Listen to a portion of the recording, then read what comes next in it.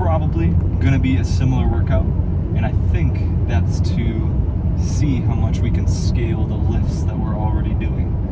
But Monday push day, man, it's a good push day because it's not so much so strength based, but it's just a good volume based workout to kind of get the week going, get all the juices flowing, and they call it those fancy beach muscles for a reason, like your chest, your shoulders, arms. I mean, we're not hitting the whole kit and caboodle with arms and everything, but having triceps in the mix, it's not a bad feeling. I will not complain at all, and I've been really enjoying doing these 2-a-days, or not two-a-days, although that sounds good,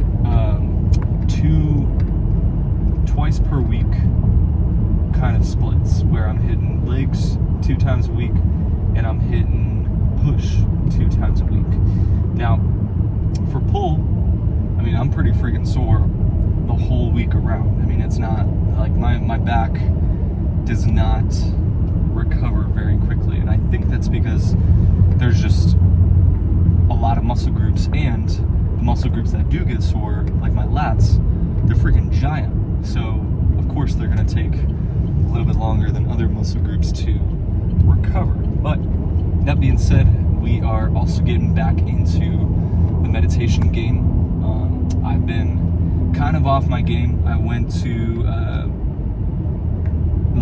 like you saw, I went to San Jose, hit some push there, visiting some family. But that being said, it's one of those things where I had to kind of prioritize family, over, just being obsessed about. Okay, this guy's not. There we go. Over being obsessed about meditation or bodybuilding. And I'm not saying that I'm completely obsessed, but compared to most things, I would say I enjoy meditation and bodybuilding probably the most out of a lot of the different things I do in my life. But that being said, we did not get some of our meditations in over the weekend, and then we didn't get a cardio session in on the day that I was hitting push, and that's all good. I mean, that's part of the game. So just sometimes you can't have it all. Like, you can't do everything, please everyone, and I think that's for a good reason. You definitely don't.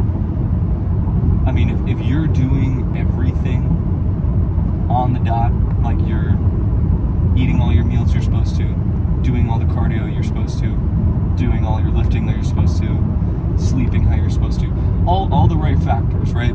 If you're doing all of that, great, awesome. I mean, you're probably going to achieve your goals in whatever arena you're trying to achieve your goals in really quickly.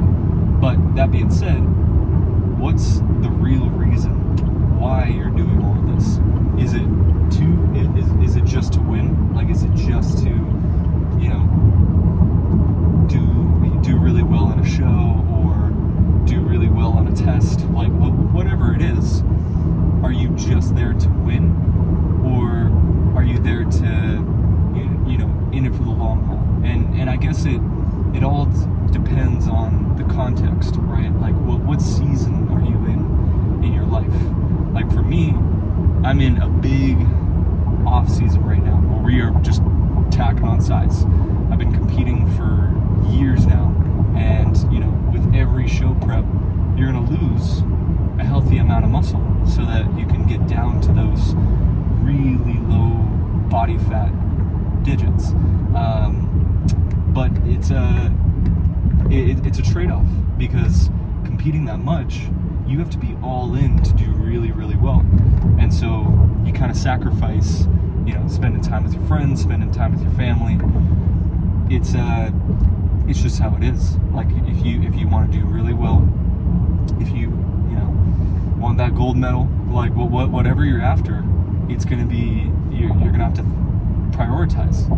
And so when you're in prep mode, or in other words, those 12 to 20 weeks that you're prepping, you got to be all in. And that's where I think bodybuilding is probably the most disciplined sport out of any sport. I mean, there's a close second, and I mean, you could argue that this isn't even a sport, but ballet is very similar to that. I mean, the diet is next to nothing, because you gotta freaking weigh almost nothing on stage so that you can do all of your jumps. And I'm not really I'm not a ballerina by any degree, but that's probably the closest thing that I can think of in terms of the discipline for a sport. Because every other sport, I mean, let's take like Ronaldo, for instance, and I'm not saying he's not disciplined, because obviously he is,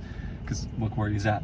But if he misses a meal, before game day or on game day, it's not gonna be the end of the world. Like, he's still gonna perform extremely well. Maybe not to the best that he could do, but he's still gonna perform extremely well. It's not like everybody's watching the game and being like, oh man,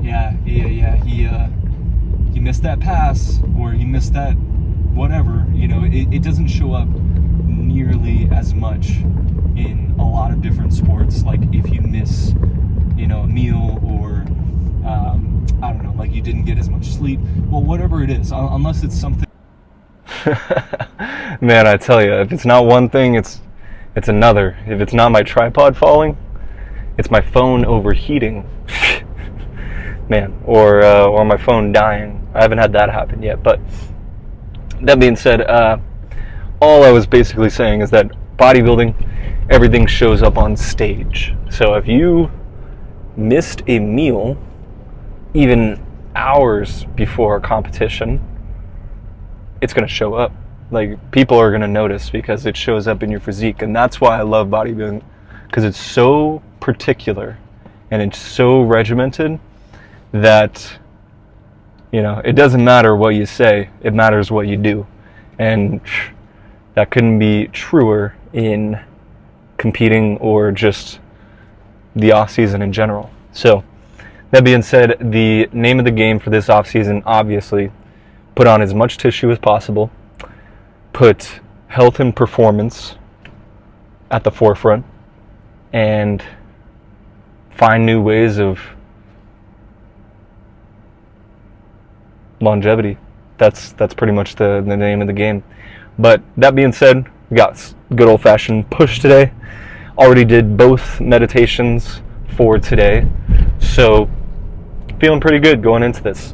And we're back at Joe's, which is, yes, I mean, Planet Fitness is great for when I'm in a hurry, or I just don't have Joe's Fitness Revolution around. But as far as the quality of the gym goes, Joe's, I mean, they're a private gym, so it's not really fair to compare them. But that being said, the Planet Fitness that I went to earlier today, I was substitute teaching earlier today, and that's what I'm driving back from. But the substitute teaching that I was doing, they had a Planet Fitness right down the street. And so during my prep period, I had about an hour, and we went and hit our cardio. I had never been to that Planet Fitness, but it was freaking nice. It was 2 stories, pretty decked out, probably the most decked out Planet Fitness I've ever seen. So we are definitely going to have to hit a workout there one of these days. But enough talking, let's get to this push workout. Alright. Oh man, this was kind of interesting, because we already started a push workout from memory, because there was just a little bit of a mix-up from this current programming, but that it's all good. We had to basically go through half of a push workout, and now we're on what was supposed to be a pull workout. So first exercise, crazy 8s, T-bar row. Let's go freaking nuts.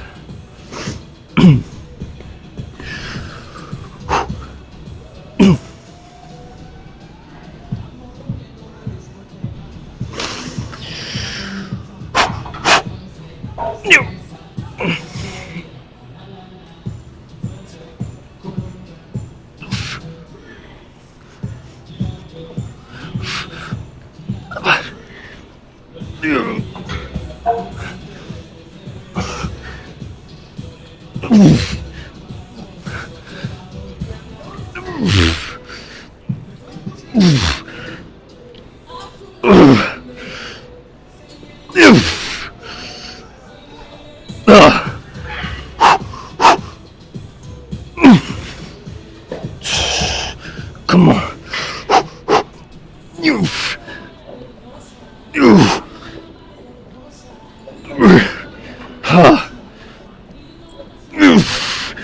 Come on.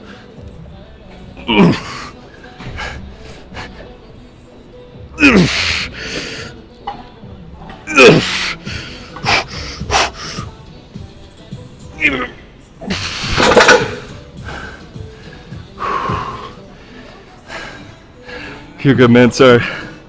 She's using that as a coaster.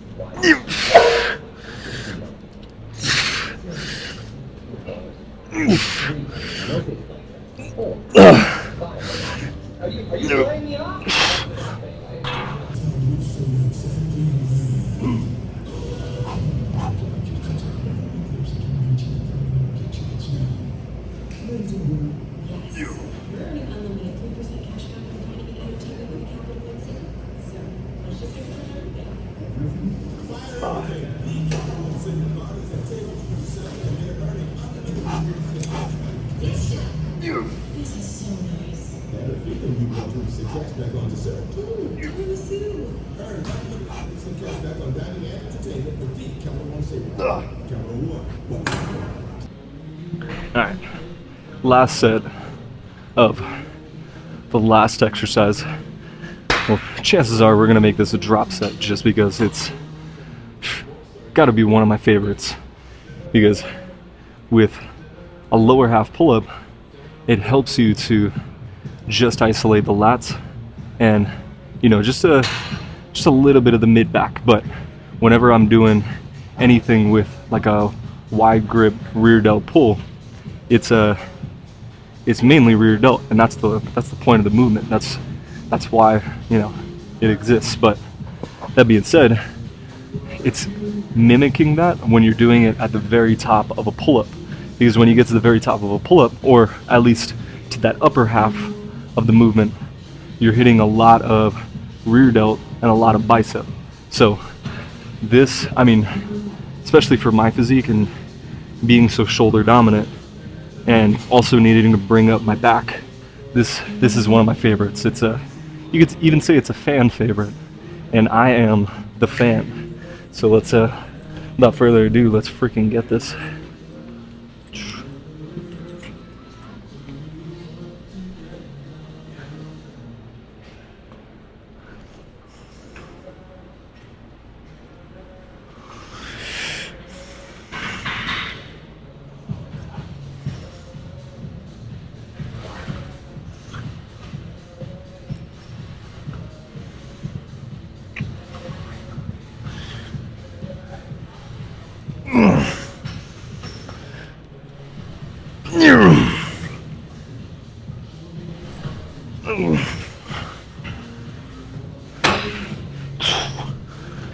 Alright, I don't think we're gonna drop it, but we'll take a little bit of a break, about 10 seconds, and get back into it.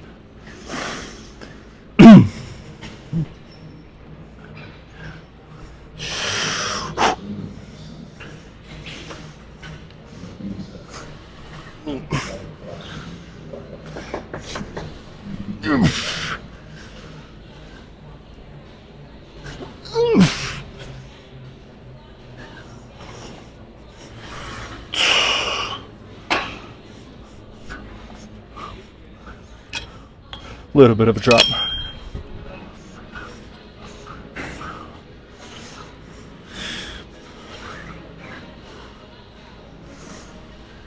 Oh.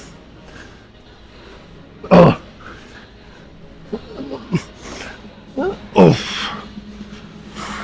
Ooh. All right. Let's go pose. All right. As always, y'all are the first ones to see what it's like. You know, it's almost like a present unwrapping at the end of a workout.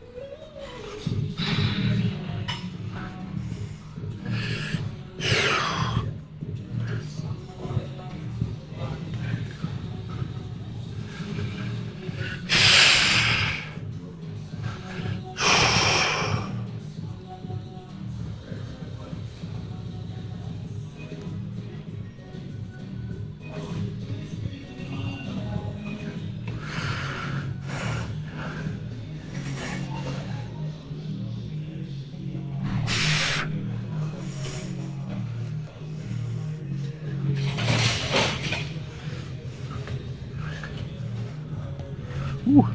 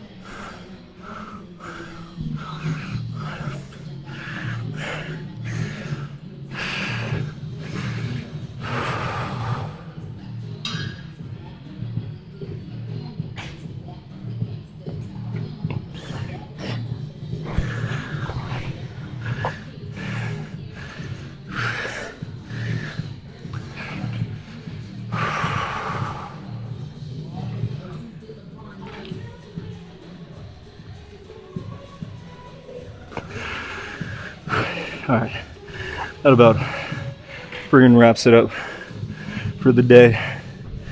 We are sitting at around, I want to say around like 214, about 214, 215 right now. So weight is steadily going up, and we're not getting too fat in the process. So that's a freaking win. But I gotta say, I think my favorite part of all this has been just knowing that,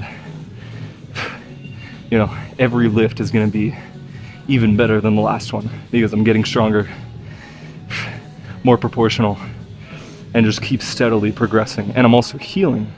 My right lower back is, you know, just feeling better by the day. So I like that everything's steadily increasing, and I don't need to particularly worry about, you know, I mean, yeah, you're going to have your off days, but overall, consistently, we keep going up, both in weight and just overall proportion. So also mentally, with the meditation set in place, I'm feeling a lot calmer, a lot smarter about my training and, you know, life in general. And then on top of that, it's just easier to be grateful for everything. I mean, even the things that we feel like we shouldn't be grateful for, that's when I need to show gratitude the most. So I'm enjoying it all, overall, in short. But that being said, I'll see y'all in the car. All right, that is what I call a weird back workout, just because we started off with push, didn't quite have the programming yet, and then we went into a good old-fashioned back day. But I kind of missed just hitting one muscle group at a time like we did today. I have no idea what to expect for the rest of the week, but it was dope. Like, today was good, solid workout. 5 sets, 9 reps. I don't know if if my coach is a big fan of Suicide Boys, but Gray 5'9", you already know. If you know, you know. Anyways, we had a really good workout. That's pretty much it. It was a lot of pulling and weird amount of pushing at the very start, but I didn't put that in this video because it's not really relevant. I mean, it's relevant to how I lifted, but all I gotta say is I am really happy that I was extremely carved up today, because I don't know if I could have had that kind of output or had a quality output for that whole workout if I, started off with push and then went into a good old-fashioned back day. But anyways, that's pretty much it. We're now on our way to the store to get, I need some sriracha. I don't know about y'all, but I am a sriracha connoisseur. I always need sriracha on me, because it's one thing to have a good tasty meal, but it's another thing to have a good tasty spicy meal. And I'm a big fan of spice, I gotta say. And I heard from, I don't know if this is true, Andrew Huberman was talking about the literature on boosting testosterone when it comes to eating spicy foods. And he said if you have a higher spice tolerance, that is correlated to higher testosterone. So, that being said, let's in the nature of that, I don't know if it's 100% true, but I do like my spicy food. And I don't know if I'm a big fan of, the level of spice where it leaves you needing to go to the hospital or crying or, anything like that. But I am a big fan of at least mildly spicy, because I don't know, it just adds a little more kick to the meal. It's one thing to have a really good meal, but also to have a really good meal that kind of challenges you in a way. It's almost like training that way. It's like you don't want to go hit a workout that's super easy. It's freaking boring. But anyways, we're here, so I'll see y'all back in the car. Alright, so we made it out of the store with our good old-fashioned sriracha and a new addition to the spicy lineup, this chili paste. Boom. And I remember I used to be borderline addicted to this chili paste in high school. I worked at a Chinese restaurant and I was just a cashier, but they would feed us every night. Just big dinner, whatever they felt like serving. And one of the nights, they always had chili paste on hand. And I'm pretty sure this was the chili paste that they used, because it tastes pretty much identical.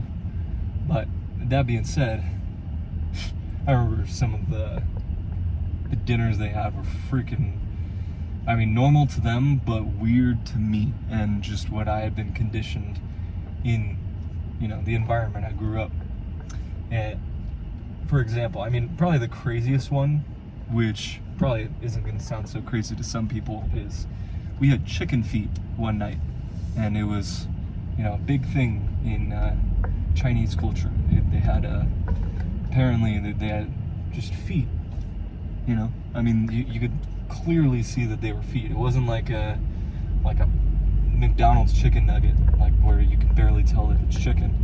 They had the claw, they had the feet, they had everything.